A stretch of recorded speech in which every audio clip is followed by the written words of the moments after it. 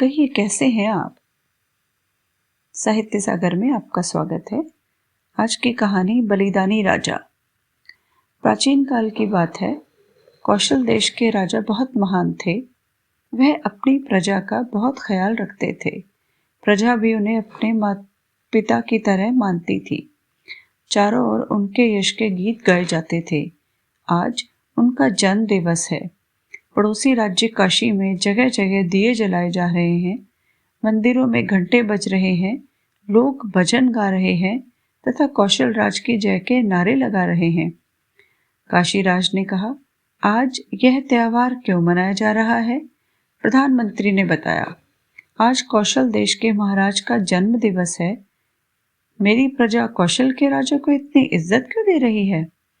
प्रधानमंत्री ने विनम्रता से कहा, राजन, प्रजा के हितैषी तथा दयालु राजा का सिर्फ अपने देश तक सीमित नहीं रहता, वह तो दूसरे राज्यों की प्रजा के मनों में भी राज करता है।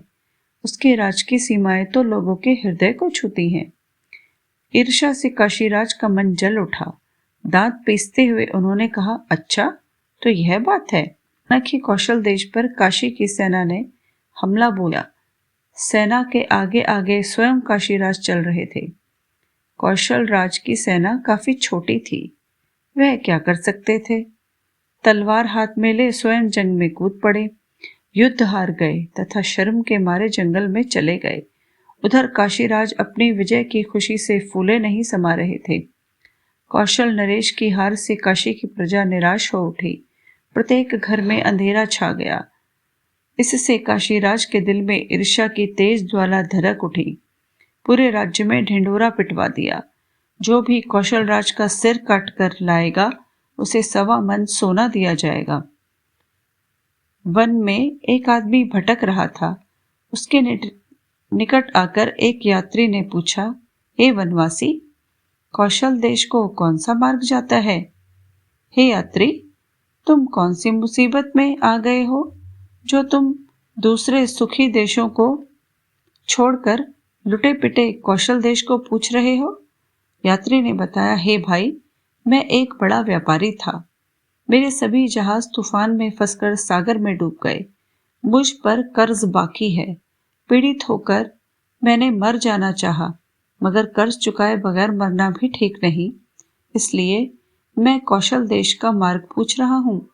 वहां जाकर कौशल राज के सामने अपनी आप बीती कहूंगा। वह इतने रहम दिल हैं कि मेरी मदद जरूर करेंगे। उस धन से मैं अपने चौपट धंधे को फिर जमाऊंगा तथा सिर में कर्ज का बोझ उतारूंगा।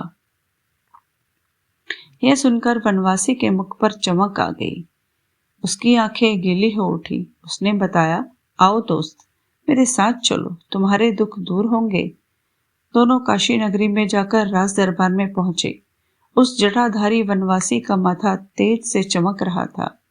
काशीराज की दृष्टि उस पर टिक गई। पूछा, कौन हो तुम? क्यों आए हो? वनवासी ने कहा, महाराज, आपके लिए एक खुशखबरी लाया हूँ। क्या? कौशल राज का शिष्य लाने वाले को आप क्या देंगे? कहाँ है? किधर है? जल्दी ला।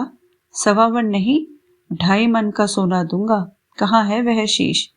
महाराज, 2.5 मन सोना तुलवाकर इस व्यापारी को सौंप दीजिए और यह सिर प्रसन्नता से कटवा दीजिए। काशीराज की दृष्टि हैरत से फटी रह गई। वह पत्थर की मूर्ति बने देखते रह गए। पहचानते नहीं काशीराज? क्या इतनी शीघ्र भूल गए? जरा गौर कीजिए, यह कौशल राज का ही शीश है। कौशल नरेश, यह मैं क्या देख रहा हूँ? यह सत्य है अथवा सपना? आश्चर्य में मत पड़िए काशीराज, यह सत्य है। चलिए देर न करें, मेरे सिर को धड़ से उड़वाकर इस व्यापारी की लाज बचाइए। देर तक काशीराज ठगे से बैठे रह गए और फिर मुस्कुराए। फिर कहा, आप धन्य हैं कौशल राज। मेरे अभिमान को तोड़ने के पश्चात अब आप मुझ पर संपूर्ण विजय हासिल करने के लिए यह चाल आजमा रहे हैं। नहीं नहीं, अब नहीं जीत सकेंगे आप मुझसे। मैं आपकी इस बाजी को पलट दूंगा। इतना कहकर वह उठे।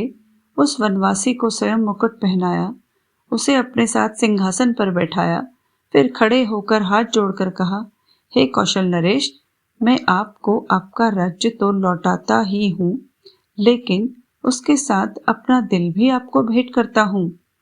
तलवार की धार पर नहीं, अपने दिल की धार पर। लेखक रविंद्रनाथ टैगोर।